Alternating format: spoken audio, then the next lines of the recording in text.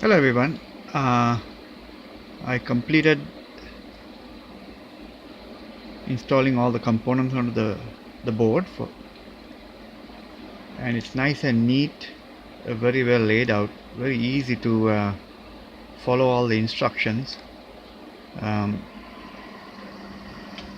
you go on Johannes, his website, all the diagrams are there. You follow it with the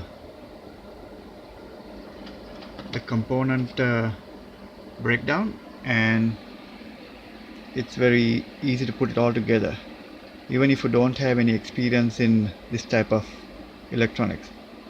Just follow instructions and you can't go wrong. The initial power up of this circuit, I found that it was tripping the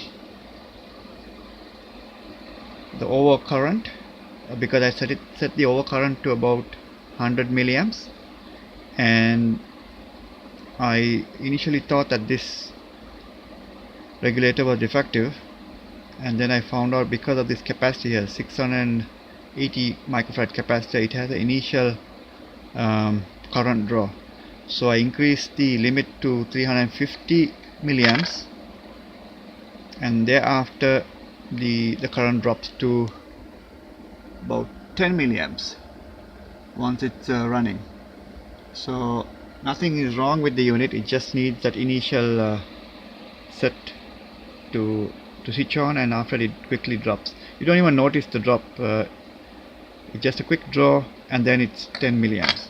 So just be mindful that if when you're switching it on and you set your current, maximum current, it should be about 300 milliamps, otherwise it will just trip the overcurrent.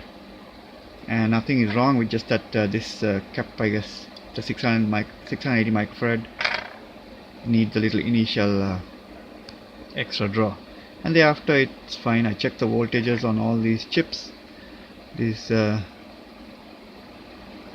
ICs, and the voltage is 5 volts. It's coming correctly. Thanks for watching.